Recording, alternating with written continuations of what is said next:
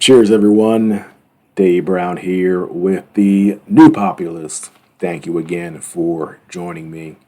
Well, it's been a long time since I've talked about the COVID-19 pandemic, and for good reason.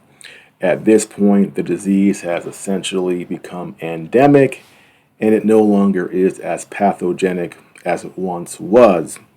And for all intents and purposes, it is just another circulating respiratory virus. But that being said, there was recently talk about a new Omicron variant that would evade vaccine and natural immunity more than the current circulating variants.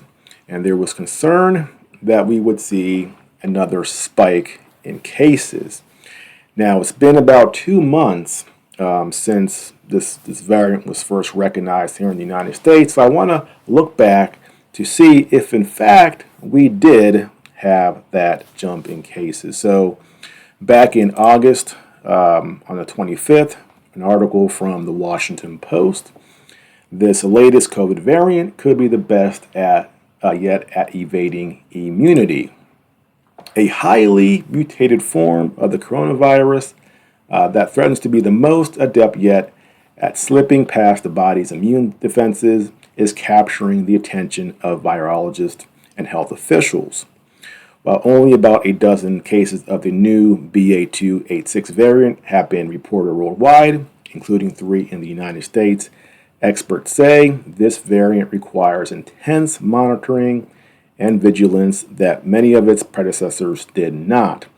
That's because it has even greater potential to escape the antibodies that protect people from getting sick, even if you've recently been infected or vaccinated.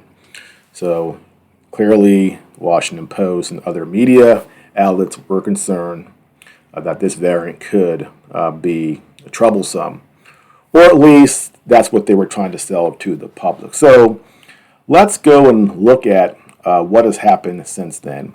And real quick, as a comparison, the original Omicron variant was first found in the United States in early December of 2021. So with that being said, the graph here. January 2022, you can see here the black arrow. We saw a huge spike in these Omicron cases.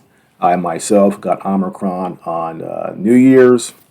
It was, basically a cold 5 to 6 days of, congestion and a little bit of coughing, but it was nothing in comparison to the original strain which I got, which was far, far worse. I had a fever for 7 days straight, 102 degrees.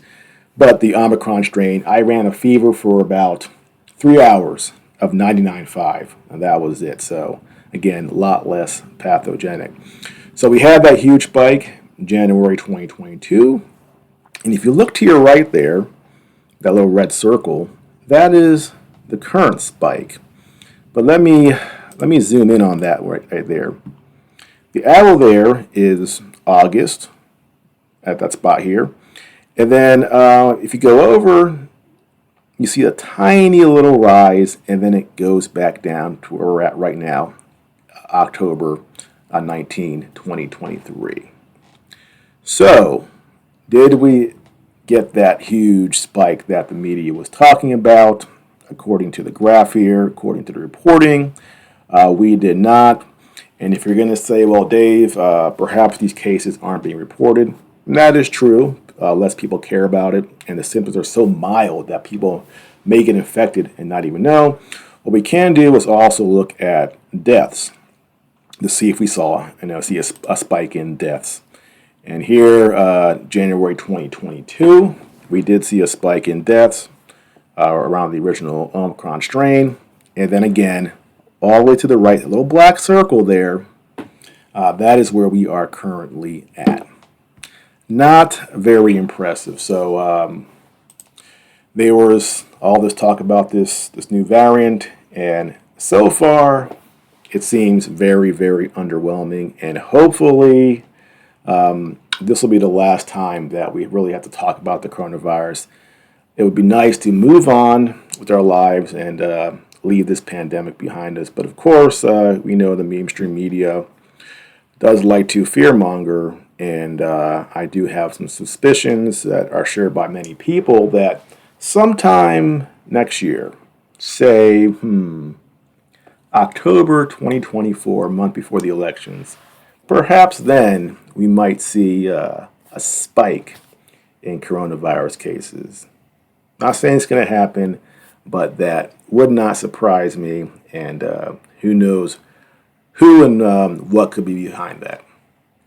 Something to look out for. Not to be Mr. Conspiracy guy, but again, we all have our suspicions around coronavirus and elections, so we'll just have to wait and see. That's it for now. Thank you for joining me, and I'll see you again soon.